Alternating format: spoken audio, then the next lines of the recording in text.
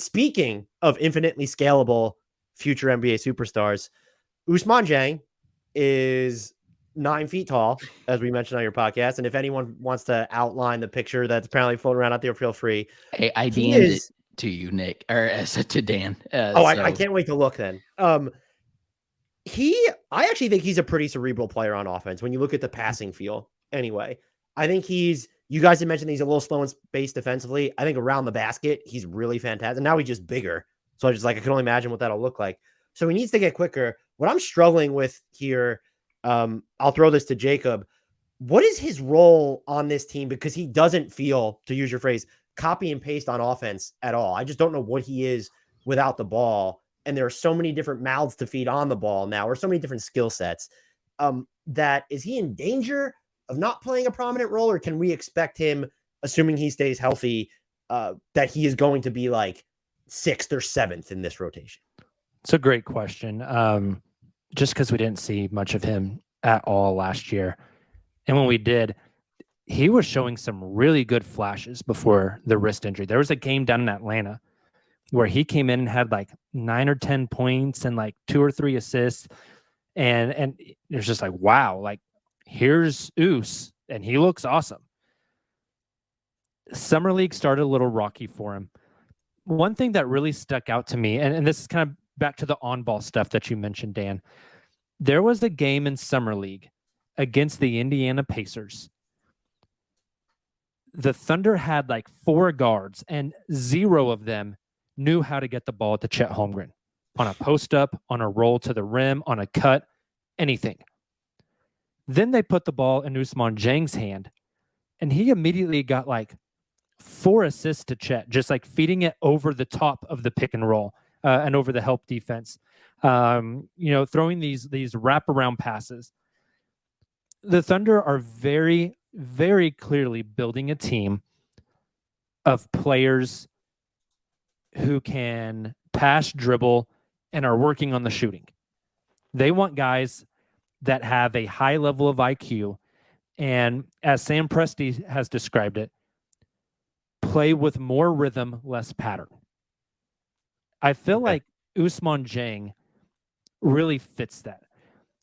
If the catch and shoot 3 can come along, especially from the corners, he's pretty good at cutting. I think all 3 of us would agree. Our biggest complaint for Ousmane Dieng last year was the inability to take contact. He would shy away from contact. He would shoot these weird like finger rolls and these floaters, and we're saying that like, dude, you're 6'9", 6'10", 215, like go yam it on somebody. I think he's starting to learn to embrace that contact more, which will come in great handy cutting off the ball. I don't see a ton of possessions for him where he is like the on-ball creator, but I think in the ideal Thunder system, they don't want one guy sitting with the ball all of the time. They want that ball to ping around, drive, cut, kick, cut, drive, kick out, drive, cut, kick again, and then somebody's got a wide open layup. Guys that can make very fast decisions.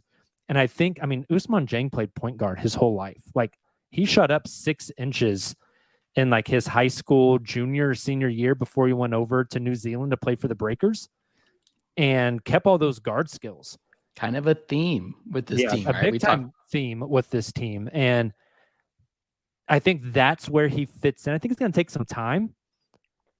But if you told me at the end of the year, Oos has played in 70 games and is averaging 18, 20 minutes, like I wouldn't be surprised, especially now with the Poku injury to start the season.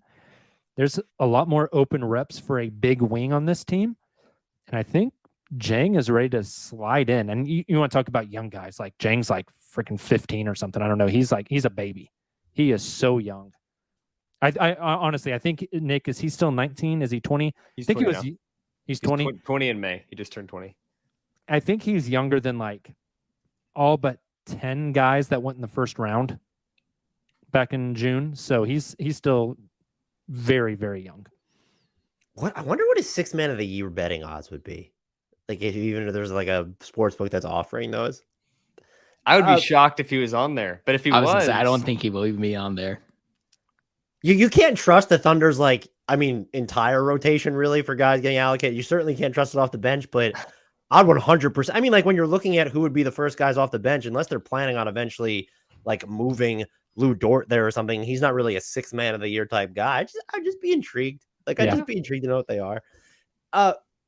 Nick, given there's the Poku injury, but given they have Jay Will, Chet Holmgren now, the Kenrich Williams at center lineups that we all have an affinity for. And I guess are we going to see Ousmane Dieng at center lineups this year? Like the dude's like 9 feet tall. Like you might as well try it. Is Poku no longer a thing? And don't let the fragile state of my heart relative to your answer impact what that answer actually is. Poku look at the shirt that you're wearing there, Dan. Great shirt. Go to the Uncontested merch right here. Great That's being blocked by the mic. There we go. No, I think the injuries have been super unfortunate. Like this is 3 in a row now that have kept him out for at least several weeks. But people forget at the beginning of the season, he was phenomenal. And not only was he phenomenal, he was playing in a role that he really probably shouldn't be playing. Like he was thrust into playing a lot of center where if you ask me, he's not a center. Like he's a wing to me. He's like a combo forward. So I think absolutely, assuming he comes back healthy and he's going to miss training camp, which kind of sucks for rotational purposes. But if he can integrate himself into the lineup in the first 10, 15 games, I think he could be a guy. I would take Poku 6 man of the year odds before I would take Oos. I'll say that. It's human nature to have recency bias.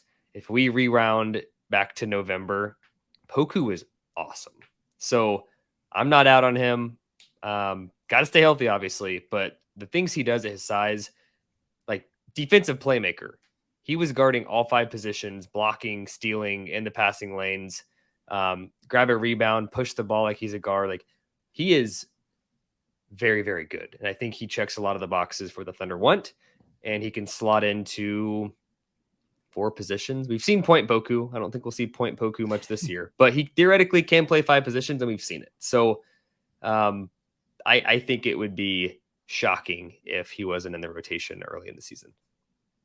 Music to my ears. And I will say, I think it's important that nationally everyone starts to recognize that like this isn't some novelty. Like you mentioned the stuff he was doing defensively. I thought he got really a lot better as a helper last year. And I think even Sam Presti talked about all the improvement he has made incrementally, even if you don't notice it each year.